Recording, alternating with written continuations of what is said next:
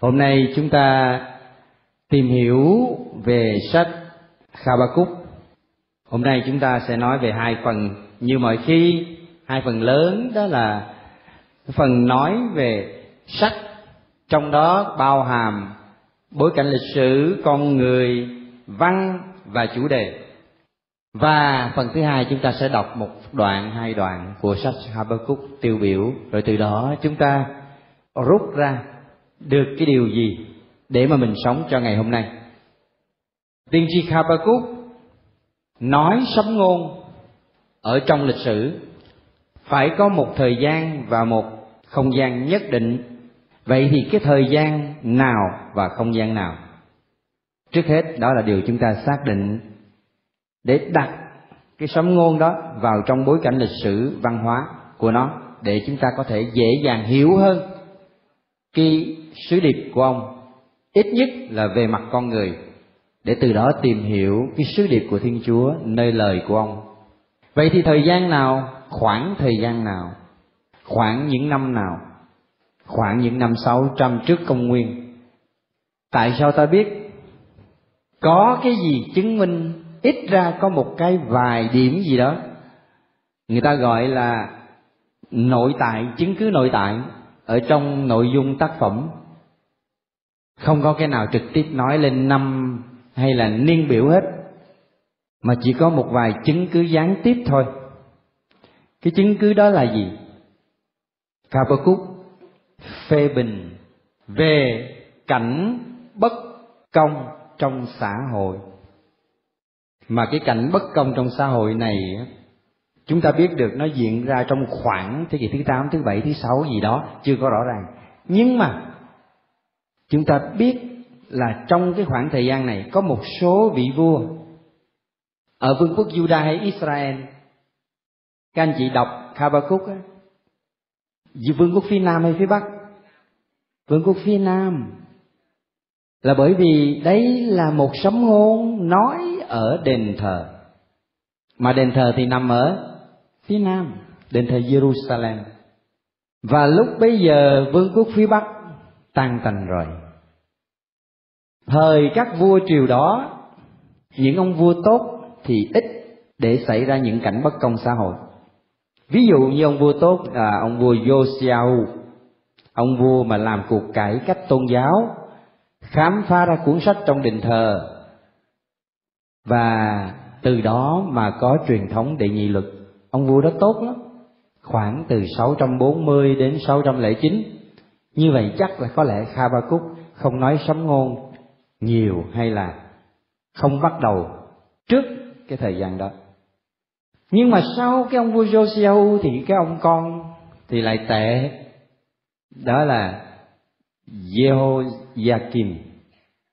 Ông vua này kế tục cha năm 609 cho tới khoảng năm 597 là ông bị bắt lưu đày. Bởi đế quốc nào? Assur hay Babylon? Babylon. Như vậy có khả năng rất nhiều là sấm ngôn của Ha-ba-cúc trong thời ông vua này. Ông để ra cái chính sách áp bức người nghèo, những người cô thế cô thân. Thế cho nên dân ta thán rất là nhiều.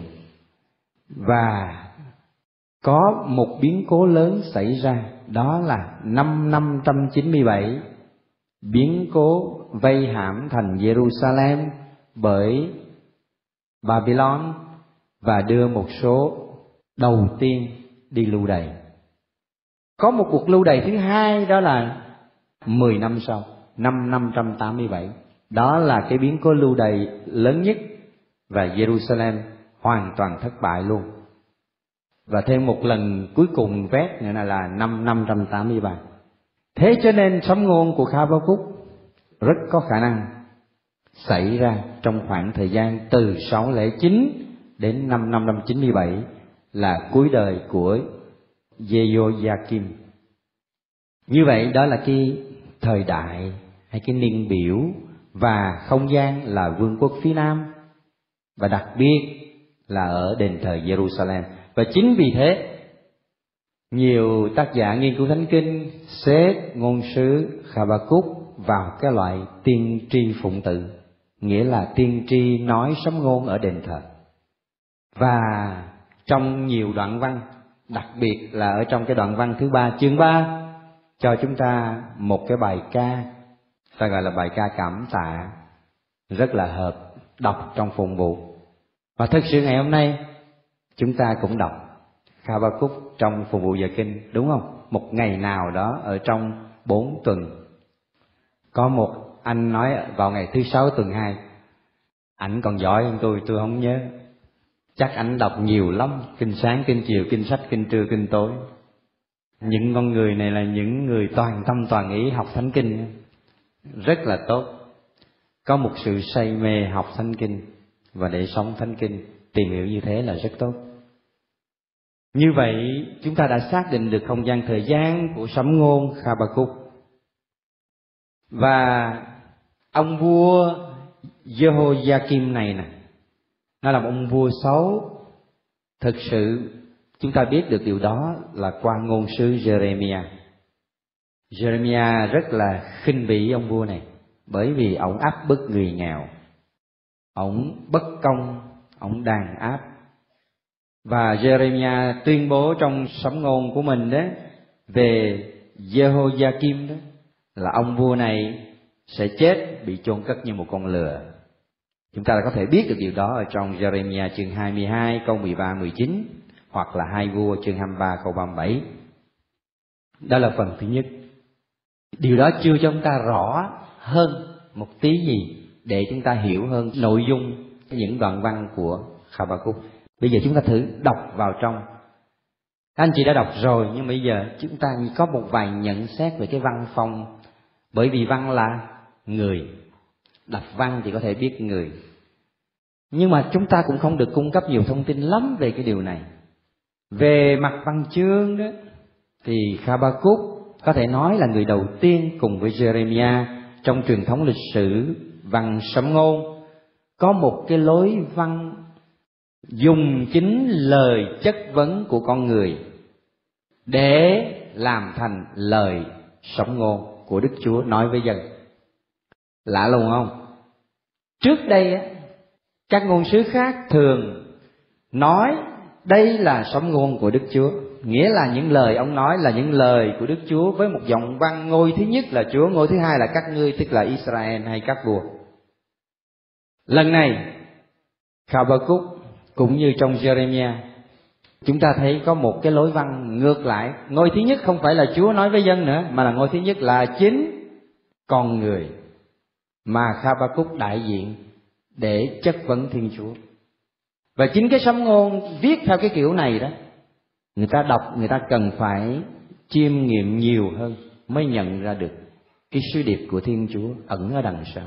Nghĩa là qua lời con người về mặt hình thức, người ta nhận ra lời Thiên Chúa qua sấm ngôn ấy. Như vậy sấm ngôn về hình thức không chỉ là một lời trực tiếp Chúa nói với dân, mà còn là lời chất vấn của dân với Chúa. Qua đó người ta thấy được Chúa nói. Chỉ có một cái nhìn chiêm nghiệm, mầu nhiệm, người ta mới có thể mong mút được cái sứ điệp này. Đó là một cái cách đọc, nó đòi hỏi nỗ lực hơn. Cái nỗ lực ở đây không phải dùng lý trí cho bằng dùng một đời sống chiêm niệm. Là bởi vì chúng ta thường thấy ở trong Habakkuk những lời chất vấn tại sao Thiên Chúa thinh lặng, tại sao Thiên Chúa dửng dưng làm ngơ trước bao nhiêu là bất công, trước bao nhiêu là đau khổ của con người. Tại sao và tại sao? Đó là những lời chất vấn của con người với Chúa. Thế nhưng mà ẩn ở đằng sau đó không phải là những tâm trạng bất an hay là chua chát, mà là một niềm tin mãnh liệt vào một Thiên Chúa trung thành, đáng tin cậy, giữ lời hứa. Chỉ có điều Ngài làm theo cách của Ngài. Chúng ta thử nhìn vài câu rồi chúng ta sẽ thấy ngay cái văn phong ấy của Habakkuk. Ngay câu đầu tiên, câu số 2 ví dụ vậy. Đó là một câu chất vấn, một câu hỏi. Cho đến bao giờ lạy Đức Chúa, con kêu cứu mà Ngài chẳng đoái nghe, con la lên bạo tàn mà Ngài không cứu vớt. Tại sao Ngài bắt con phải chứng kiến tội ác hoài, còn Ngài thì đứng nhìn cảnh khổ đau? Còn trước mắt con toàn là cảnh phá phách bạo tàn, chỗ nào cũng thấy tranh chấp và cãi cọ. Tại sao và tại sao? Nhưng mà ẩn ở dưới những câu này, chúng ta thấy được một Habakkuk tin tưởng tuyệt đối vào quyền năng Thiên Chúa, nhất là khi chúng ta đã đọc hết toàn bộ sách của ông, nhất là trong bài ca cảm tạ chương 3. Như vậy đó là một lối văn mà Habakkuk và Jeremiah cũng tương tự như thế, khai mào một cái kiểu nói mới trong sấm ngôn. Nhưng mà trong nội dung sách thì chúng ta không được một thông tin nào khác trực tiếp hơn về bản thân vị ngôn sứ. Chúng ta chỉ biết rằng trong Thánh Kinh còn một nơi thứ hai nữa có nhắc đến tên của Habakkuk, đó là Daniel chương 14. Mà chương đó lại là một chương bổ túc, nó gọi là đệ nhị kinh bộ. Có nghĩa là không phải là thuộc đệ nhất kinh bộ, không thuộc Daniel chính thức, mà chỉ được bổ túc sau thôi. Có nhắc tới Habakkuk này, cũng không cho ta biết được một cái gì thêm hết.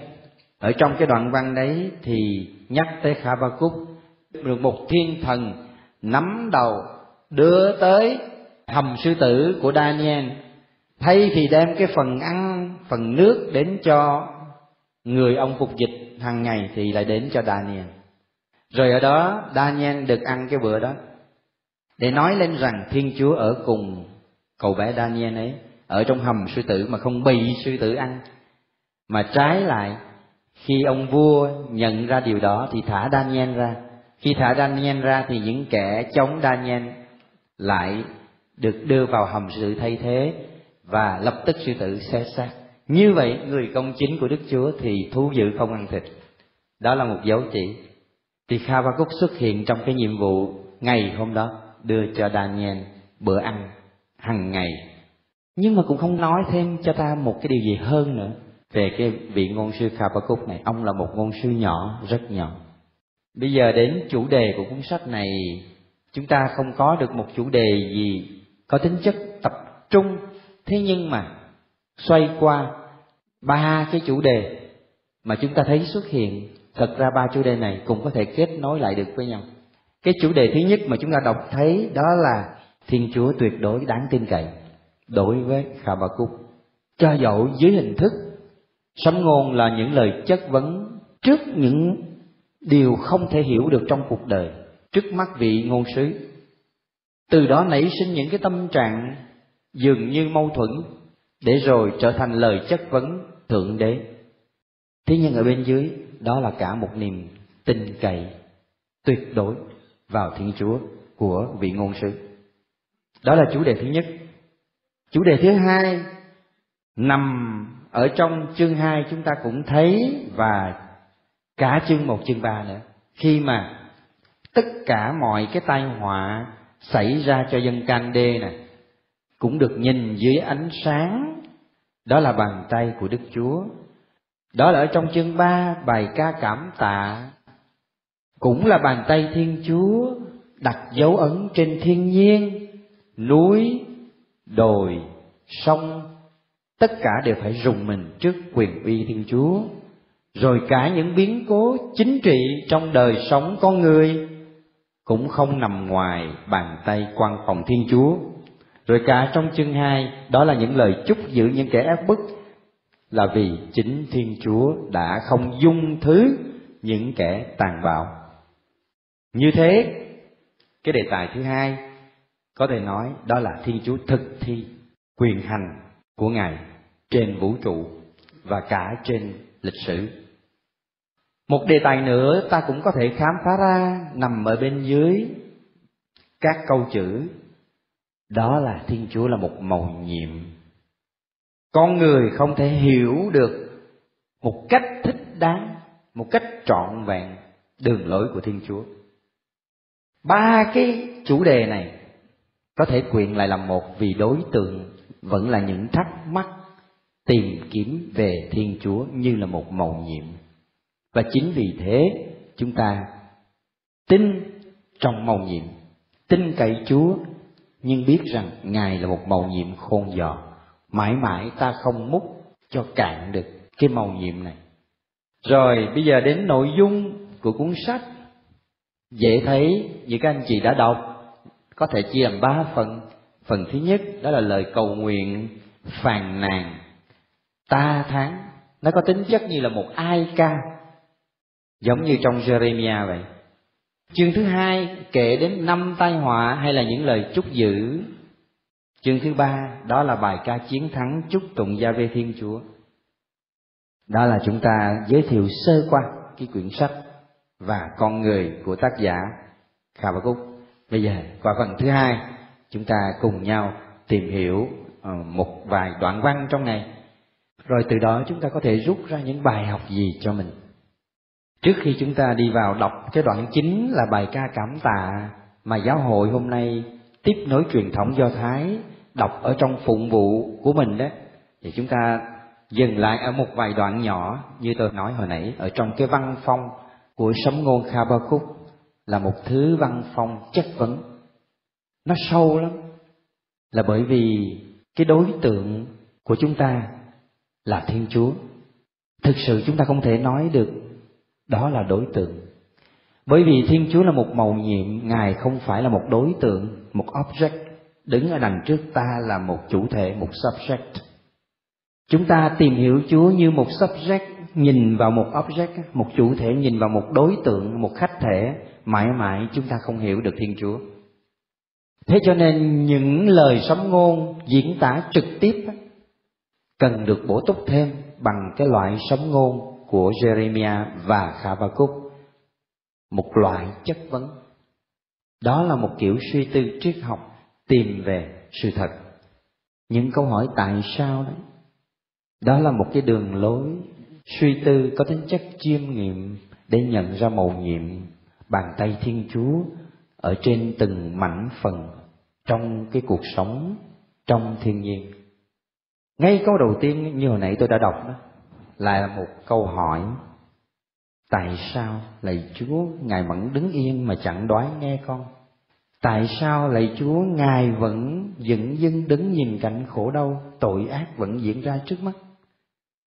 Lạy Chúa, tại sao Ngài là đấng Hê-sét lòng thương xót mà lại để cho bạo tàn vẫn diễn ra trước mắt Ngài?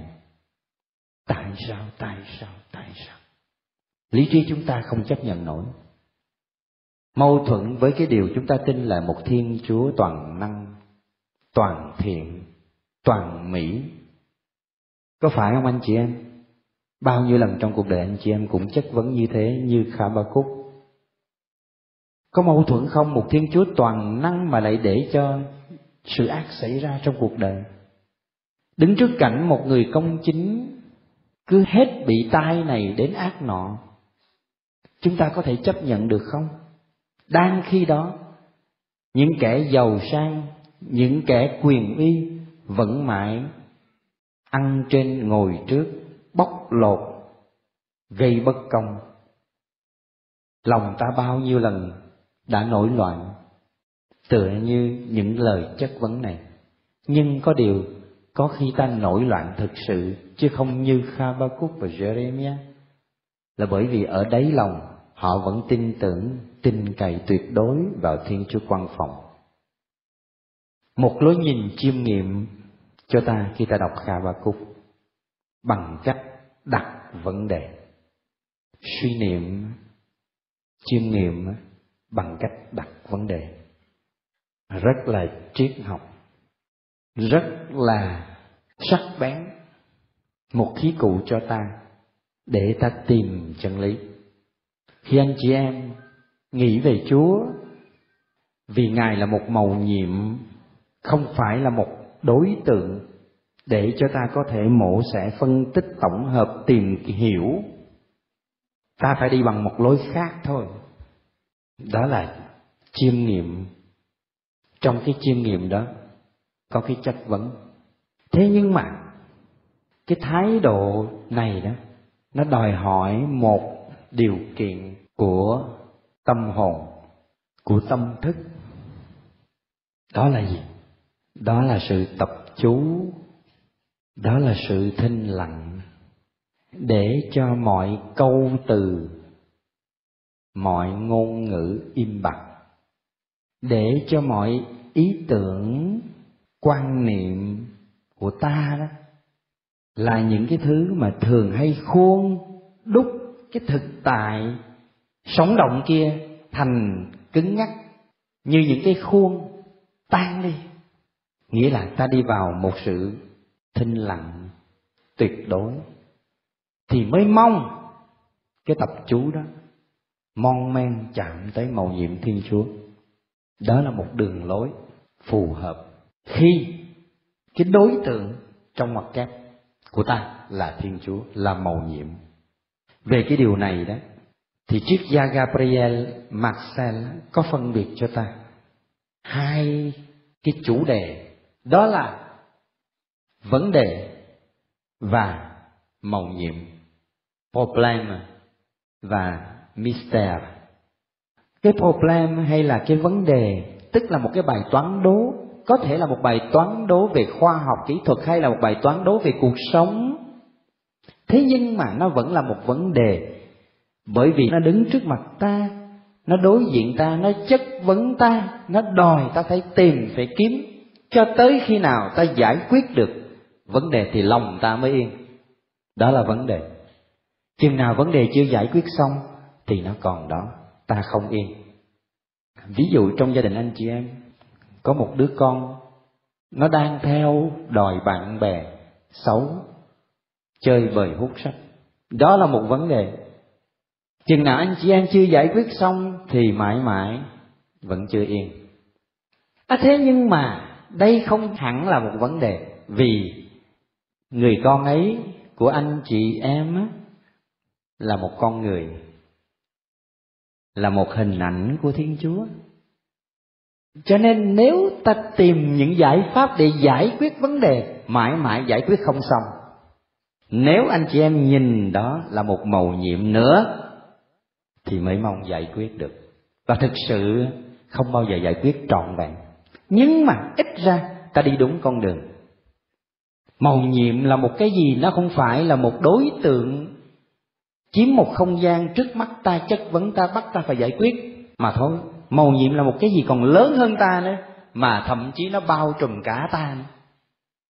Vì chính ta, chính cái sự sống của ta nó nằm ở trong mầu nhiệm.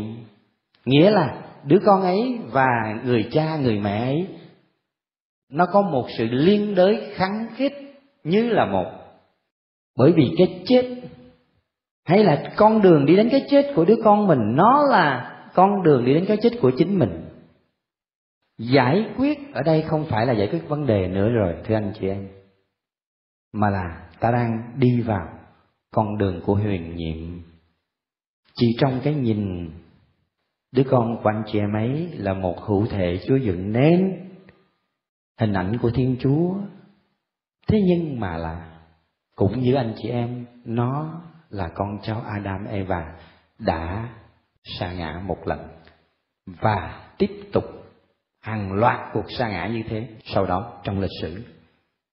Và từ đó trở đi, bản tánh con người mỏng giòn vô vàn, không hiểu được cái mầu nhiệm hình ảnh Thiên Chúa nơi con người, và cái mầu nhiệm sự giữ đầu tiên, và nó liên đới với nhau trong tội.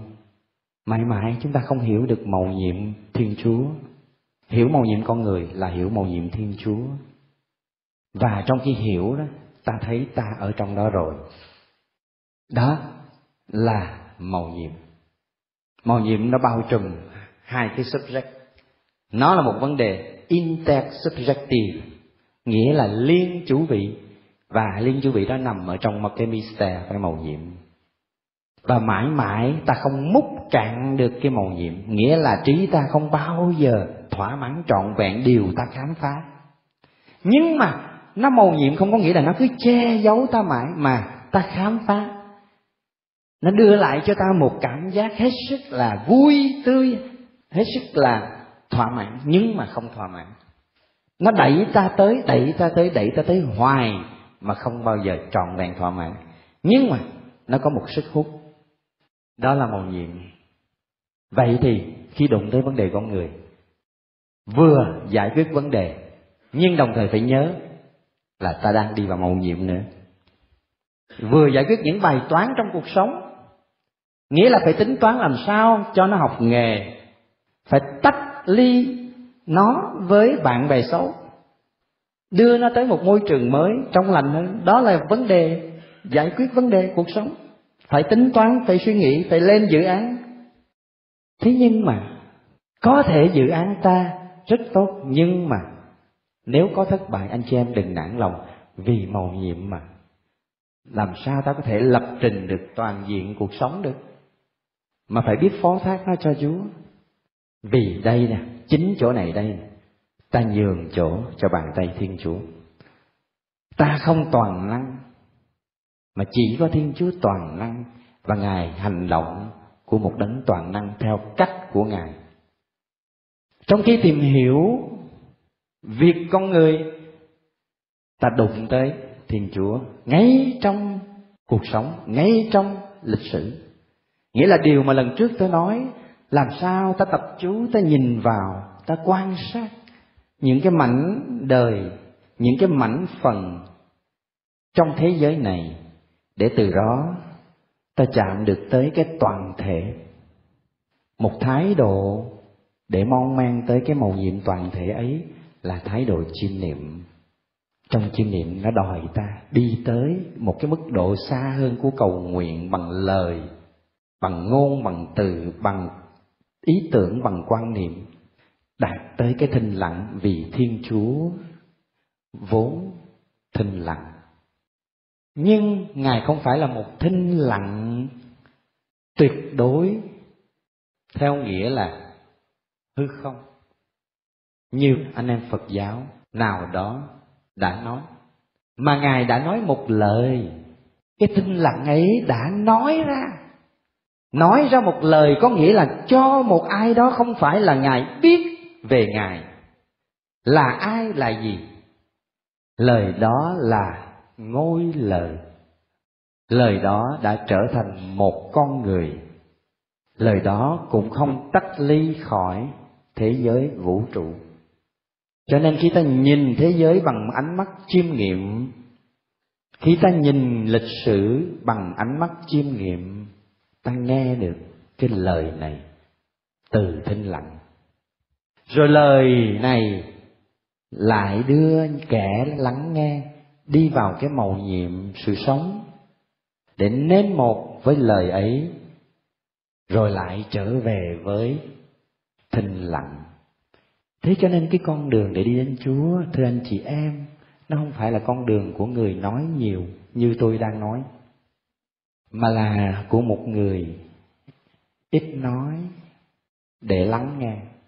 Lắng nghe trong thinh không, lắng nghe nơi người con đang trên đường sa đọa ấy, chiêm niệm dấu tích Thiên Chúa ở trên cuộc đời nó, cuộc đời ta, và cũng như dấu tích Thiên Chúa ở trong cái vũ trụ này.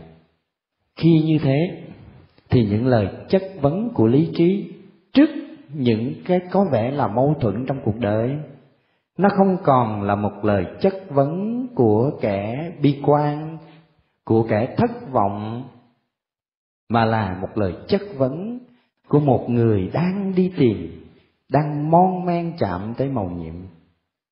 Đó là lời giống như Kha-ba-cúc mà hôm nay chúng ta đang đọc. Những lời sao những chuyện ấy xảy ra mà Ngài không lên tiếng? Tại sao khổ đau của con người mà Ngài vẫn lặng câm? Lạy Chúa, tại sao con kêu cầu mà Chúa không đáp lời? Điều đó có nghĩa là chính ta đang khổ, ta đang đau nè. Nghĩa là chính ta cũng đang ở trong mầu nhiệm. Cái ta đó chất vấn, và cái ta đó nghiệm thấy bàn tay Thiên Chúa.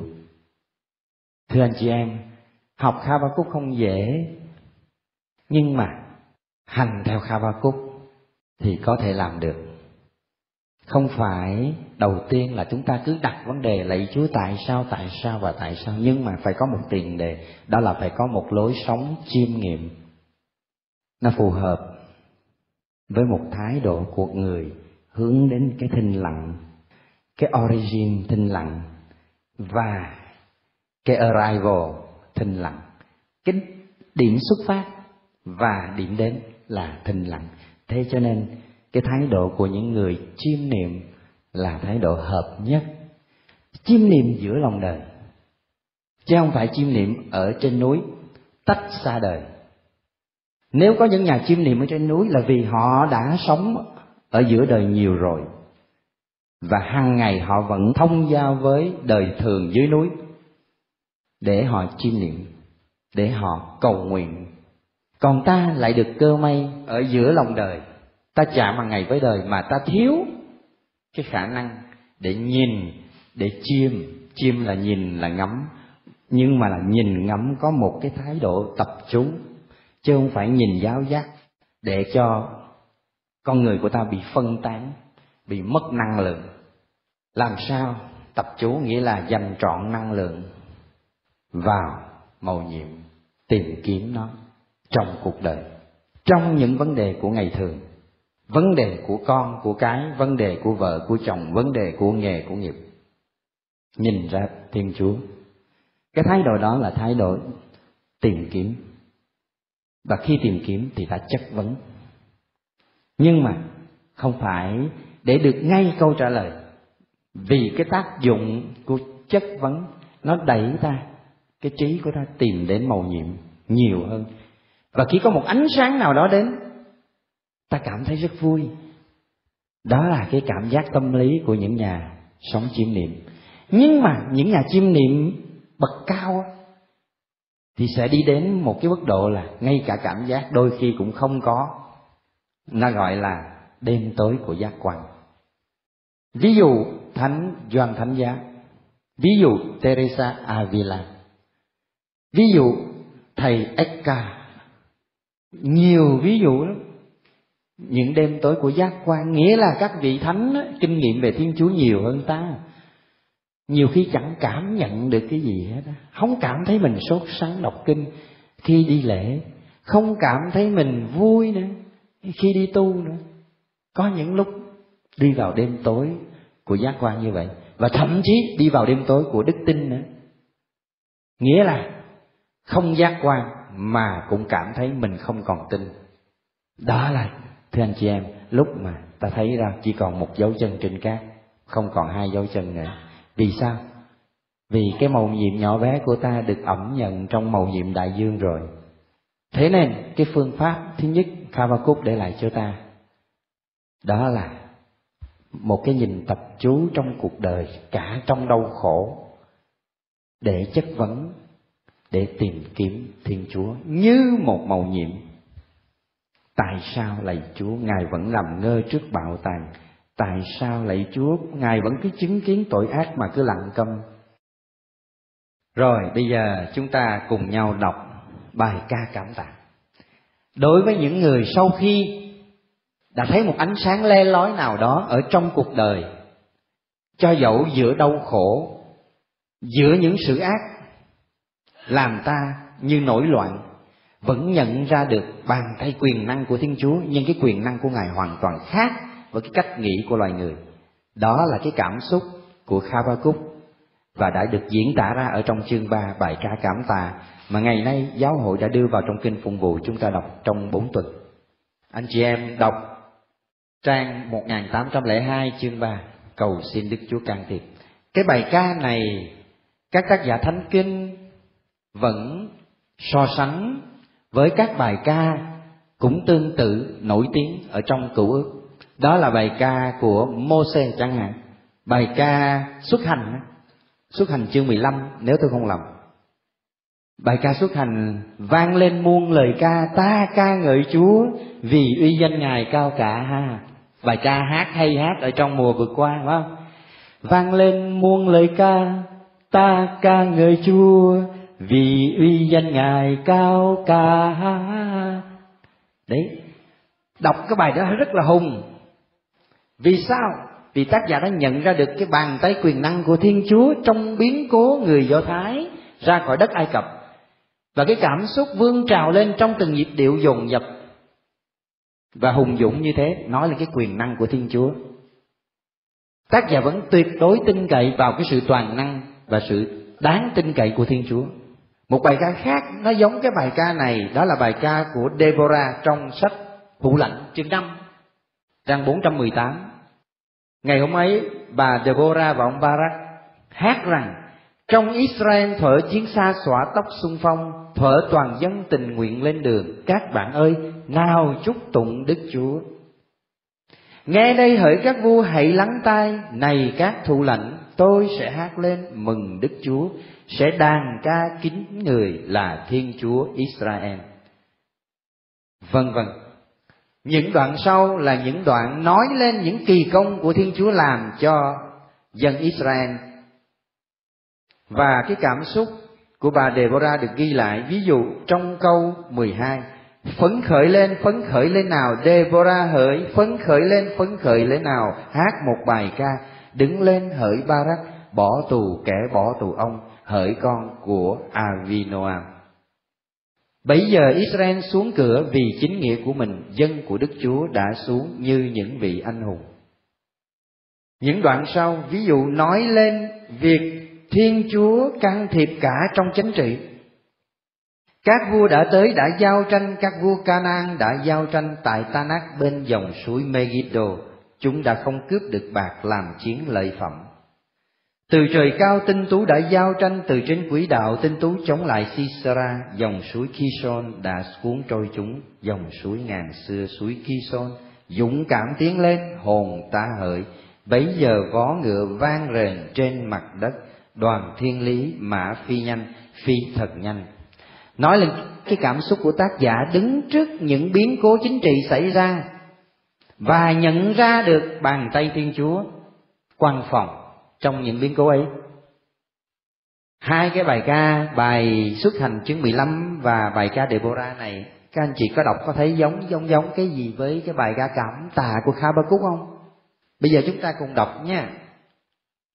Lời cầu nguyện của ngôn sứ Habakkuk theo điệu ai ca. Lạy Đức Chúa, con đã nghe truyền tụng về Ngài. Công trình Ngài, lạy Đức Chúa, lòng con kính sợ. Qua mọi thời, xin cho tái diễn công trình ấy. Qua mọi thời, xin làm cho thiên hạ được tường. Trong cơn thịnh nộ, xin Ngài nhớ xót thương. Này Thiên Chúa, từ miền Tê-man ngự giá, từ núi Paran kìa Đức Thánh Quang Lâm. Bóng uy phong rợp 9 tầng trời, câu chúc tụng vang 10 phương đất. Chúa rực rỡ khác nào ánh sáng, mở đôi tay tỏa chiếu hào quang. Nơi đó ẩn tàng quyền năng Chúa. Ôn dịch đi mở lối cho người, sốt rét theo người sát gót chân. Người dừng bước cõi đất liền lảo đảo, người đưa mắt các dân phải té nhào. Núi non vạn đại cũng rã tan, gò nọng thiên thu đều tan chảy. Đó là những con đường xưa kia Ngài vẫn đi. Con đã thấy lều trại của Cusan lâm hòa, các nhà bạc của xứ Mizan chuyển rung. Phải chăng Ngài nổi giận với các sông lạy Chúa Chúa? Phải chăng Ngài thịnh nộ trừng phạt các sông, và nổi cơn lôi đình trừng phạt biển? Khi Ngài thắng yên cương cho ngựa, và ngự trên sa mã của Ngài. Ngài tuốt trần cung nọ, lắp tên vào dây cung, xẻ đất thành sông ngòi. Thấy Ngài núi rùng mình khiếp sợ, mây tầng đổ mưa, vực thẳm vang tiếng gào và giơ tay lên cao. Mặt trời và mặt trăng đứng nguyên tại chỗ, trước mũi tên lấp loáng. trước ngọn giáo chớp lòe Ngài phóng đi. Trong cơn lôi đình Ngài rảo cùng cõi đất, trong cơn thịnh nộ Ngài chà đạp chư dân. Ngài xuất chinh cứu độ dân Ngài, cứu độ đấng Ngài đã sức dầu tấn phong. Ngài đánh quỷ thủ lãnh nòi gian ác, lật nền nhà cho đá trơ ra. Phóng tên bắn vỡ đầu thủ lãnh của chúng, đang khi chúng reo hò kéo lên như vũ bão, để đánh đuổi tôi đi như thể sắp ăn tươi nuốt sống, kẻ khốn cùng trong nơi trú ẩn. Ngài mở lối cho chiến mã của Ngài vào biển cả, giữa ba đào cuồn cuộn nước mênh mông. Chuyện vừa lọt tai, ruột đã rối bời bời, mới nghe điều đó môi miệng con run rẩy. Bệnh mục xương đã nhập vào mình, chân lão đảo không còn vững bước. Con bình tĩnh đợi ngày khốn quẫn, chụp xuống đầu dân sông đánh chúng con. Thật thế cây vả không còn đâm bông nữa, cả vườn nho không được trái nào. Quả ô liu đợi hoài không thấy, ruộng đồng chẳng đem lại gì ăn. Bầy chiên dê biến mất khỏi ràng, ngó vào chuồng bò bê hết sạch. Nhưng phần tôi nhảy mừng vì Đức Chúa, hỉ hoan vì Thiên Chúa đấng cứu độ tôi. Đức Chúa là Chúa thượng làm cho tôi mạnh sức, cho đôi chân này lanh lẹ tựa chân nai, và dẫn tôi đi trên đỉnh núi cao vời. Cảm ơn anh chị em. Chúng ta đọc nhận thấy có hai điều, hai đối tượng qua đó Thiên Chúa hoạt động quang phòng. Đối tượng thứ nhất là tự nhiên. Đối tượng thứ hai là các biến cố chính trị của con người, cái natura và cái cultura. Cả hai đều có dấu vết của Thiên Chúa, dấu vết của sự quang phòng, hay đúng hơn đó là cái dấu vết của sự sáng tạo liên tục của Thiên Chúa. Quan niệm sáng tạo ở trong Kitô giáo cũng như theo Do Thái giáo không phải là Thiên Chúa sáng tạo một lần ở đầu dòng thời gian rồi thôi, Ngài để cho nó tự nhiên phát triển tiến hóa, mà ngay trong dòng tiến hóa của vũ trụ, Thiên Chúa vẫn tiếp tục hiện diện ở đó như một đấng tạo hóa sáng tạo. Và khi xuất hiện con người thì Thiên Chúa sáng tạo một cách đặc biệt, vì cái sáng tạo lúc ấy có tham gia của tự do, một tự do khác với cái tự do của Thiên Chúa. Khác nhưng mà không giới hạn cái tự do của Thiên Chúa. Chính vì thế mà cái sự quan phòng của Thiên Chúa trong các biến cố chính trị của dòng lịch sử là một mầu nhiệm.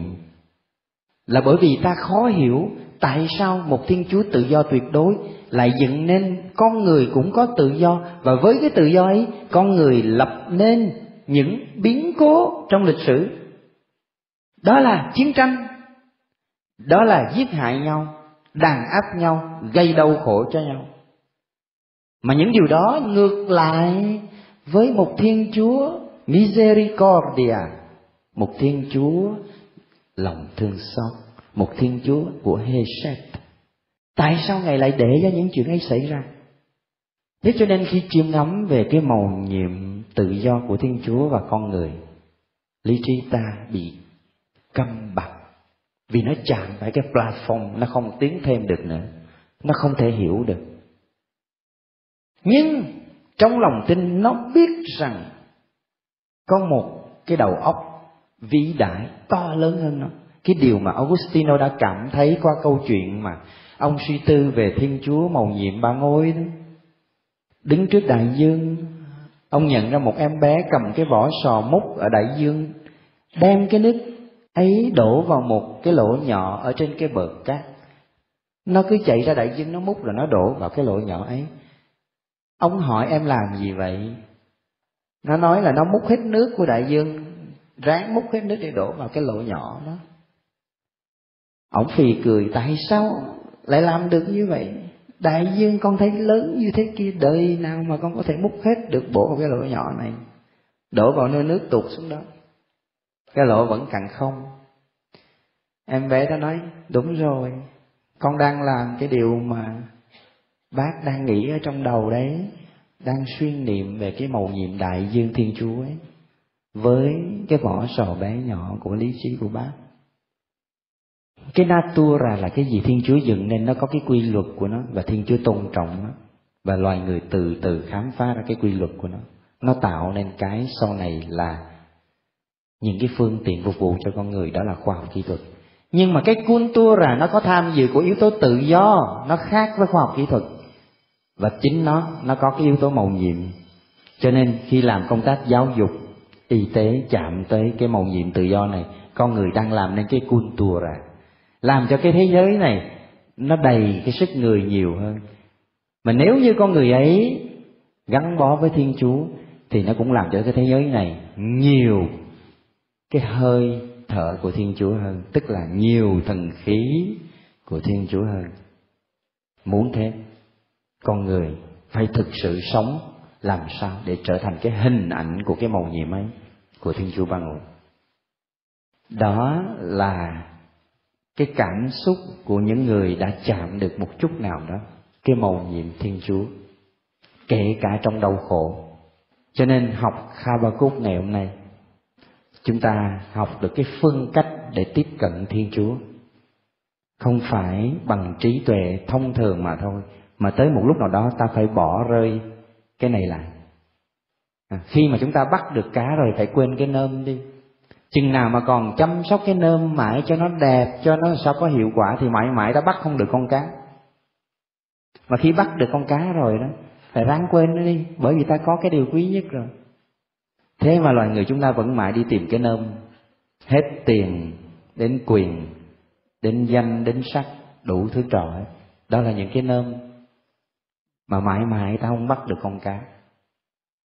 Nhưng thưa anh chị em, những câu hỏi chất vấn tại sao, trước hết chúng ta hãy chất vấn về chính mình, về cái điều mình đang sống, về những yếu đuối, về những cái sất láo của mình, vì mình không hiểu mầu nhiệm.